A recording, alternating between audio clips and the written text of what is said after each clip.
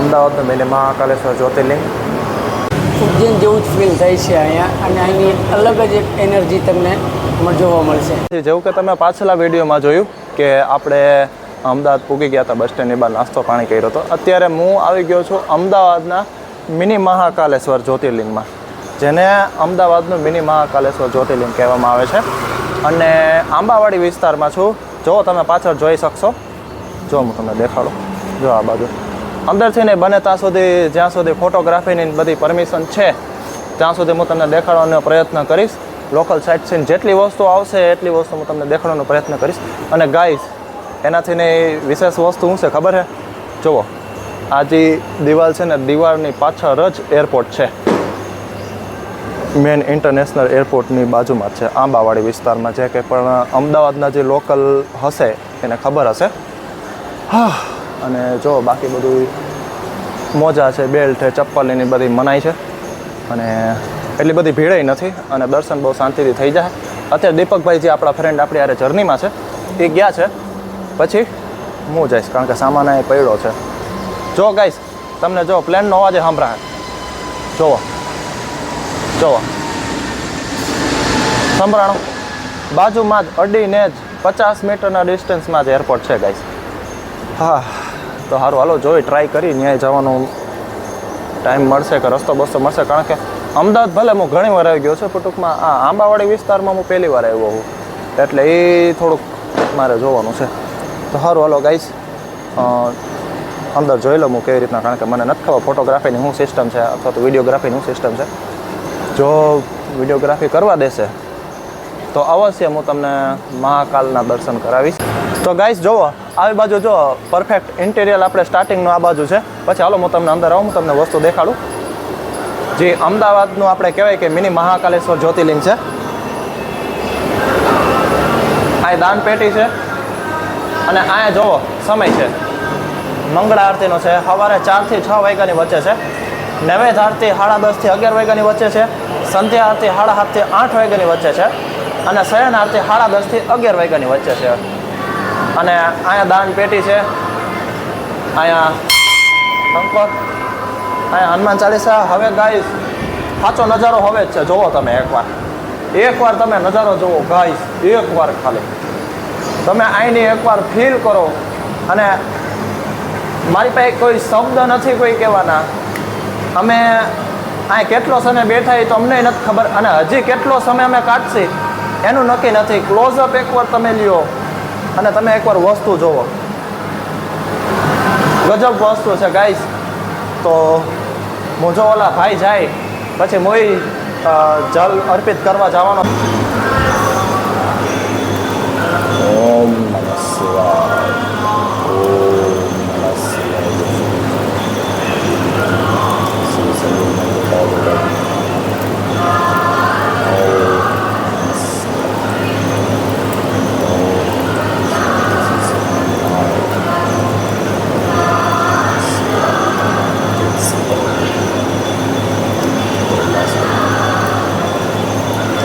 જો ગાઈસ, અમદાવાદનું મિની મહાકાલેશ્વર જ્યોતિર્લિંગ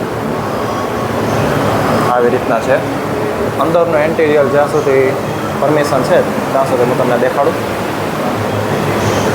જુઓ, same to same Ujjain Mahakaleshwar Jyotirlinga જેવું જ છે. અને ગાઈસ, મેં જલાભિષેક કરી લીધો, પૂજા કરી લીધી, અને અત્યારે હવે શાંતિથી બેઠા છે. લગભગ ઓછામાં ઓછું એમ માનો ને 1.5 થી 2 કલાક જેવો એટલો સમય થયો છે. પણ ગાઈસ, જેટલાય આમ કંટાળો ન થતો, જરાય થકારો નથી લાગતો. અદા તમે શું કહેવા માંગો? એમ ચાલે જાવ, કેવું ફીલ થાય? ઉજ્જૈન જેવું જ ફીલ થાય છે અહીંયા, અને અહીંની અલગ જ એક એનર્જી તમને જોવા મળશે. આપણે અહીંયા કેટલો ટાઈમ થયો? અહીંયા મેક્સિમમ કલાક જેવું થવા આવશે. કલાક 1.5 કલાક જેવું થઈ જશે અમારે. નહીં હો,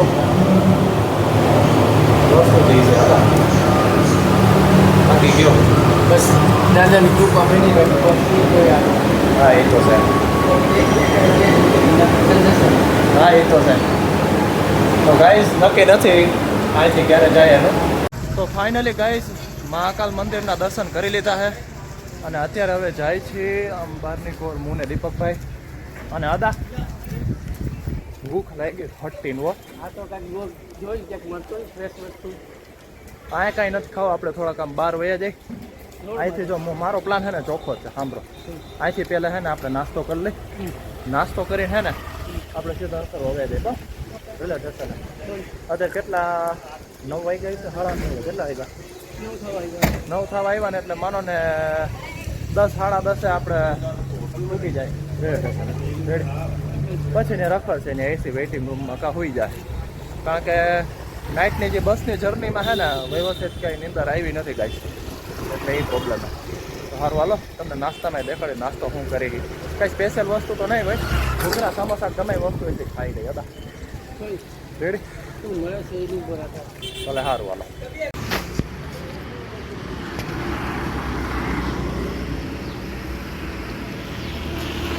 જો ગાઈસ અમદાવાદના કંઈક રસ્તા આવા છે અને બહુ ક્લીન છે અને બહુ સારા છે.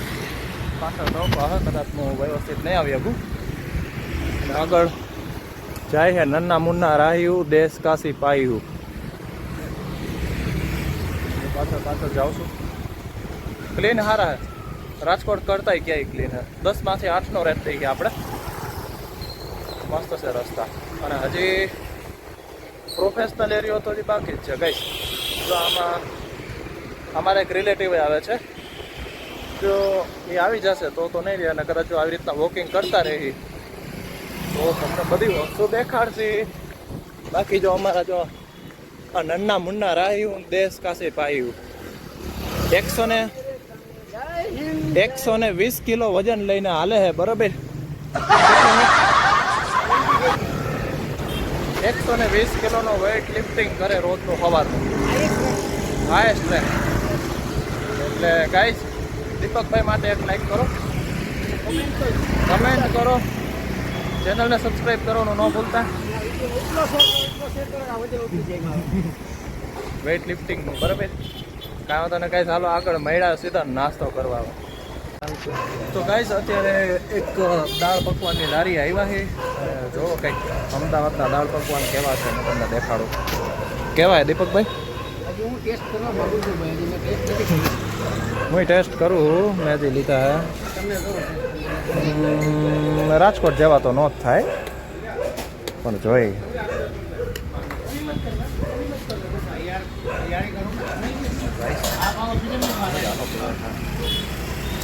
રાજકોટ જેવા 110%. રાજકોટ જેવો તો ન જ થાય.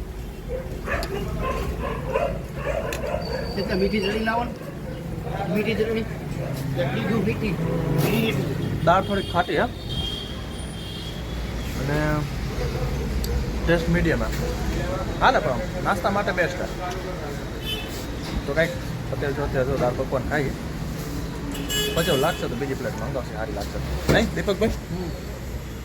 કેવા લાગ્યા તમને? ટેસ્ટ કર્યો? મીઠી ચટણી ડાલ દીધે ને इसमें અંકલજી? હા થોડીક મીઠી ચટણી નાખશે ને તો બધું મીડિયમ થઈ જાય. અત્યારે થોડીક દાળ છે ને ખાટી છે, થોડી સી खट्टी है अंकल जी. ये क्या है, मिलेगी चटनी है ना तो खट्टी हो गई. हाँ हाँ ना ना बाकी पकवान में अच्छा ही लगता है. नहीं नहीं ये बढ़िया है, ये क्वालिटी अच्छी है. તો સારું હાલો ગાઈસ નાસ્તો બાસ્તો કરીએ પછી વિચારીએ આગળ શું કરવું હોય નહીં હતા શું કરશે કરી. હાલો કાંઈ હાલો ગાઈસ બાય જમી લે. અત્યારે હું અસરવાના રેલવે સ્ટેશને પૂગી ગયો છું અને લગભગ આપણે માનો ને 2.5 થી 3 કલાક આપણે અમદાવાદમાં આપણે સાઇટ સીન ને બધી મંદિરના આપણે મહાકાલેશ્વરના દર્શન કર્યા અને નાની મોટી વસ્તુ લીધી. જેટલો આપણી પાસે સમય હતો એટલે આપણે વસ્તુ કરી છે. અને અત્યારે જો હું તમને અસરવાનું રેલવે સ્ટેશન છે, તમે ઘણીવાર જોયું હશે. હું આ રેલવે સ્ટેશને ઘણીવાર હું આ ટ્રાવેલિંગ કરેલું છે. તો ગાઈઝ આવો કંઈક અમદાવાદનો સિટી બ્લોગ હતો. મારાથી બનતી એટલી બધી કોશિશ કરી કે બધી વસ્તુ આવી જાય. અને એ છતાંય તમને કહેજો કમેન્ટમાં આ વિડીયો કેવો લાગ્યો, મહાકાલનું મંદિર તમને કેવું લાગ્યું. અને તમને જો વિડીયો સારો લાગે તો એક લાઈક જરૂર કરજો, ચેનલને સબસ્ક્રાઈબ કરજો.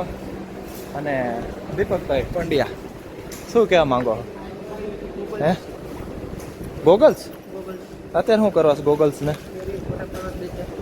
અત્યારે કાંઈ વાંધો ને ગાઈસ અત્યારે લગભગ માનો ને જવો 10:14 સમય થયો છે. આપણે 2 વાગ્યાની ટ્રેન છે નવરાત છે. તો ગાઈસ હવે મળીએ પાર્ટ 3 નેક્સ્ટ બ્લોગમાં. એ આવશે આખી અસરવાથી ઉજ્જૈનની ટ્રેન જર્ની 3rd એસીમાં. અને હું તમને પછી દેખાડીશ ઉજ્જૈનમાં આપણે હોટેલનું આખે હું તમને વ્યૂ દેખાડીશ. બધી વસ્તુ આપણા 3જા બ્લોગમાં આવશે. તો ગાઈસ વિડીયોમાં બન્યા રહેજો. વિડીયો સારો લાગે તો એક લાઈક જરૂર કરજો અને ચેનલને સબસ્ક્રાઈબ કરી નાખજો. હાલો જય મહાકાલ.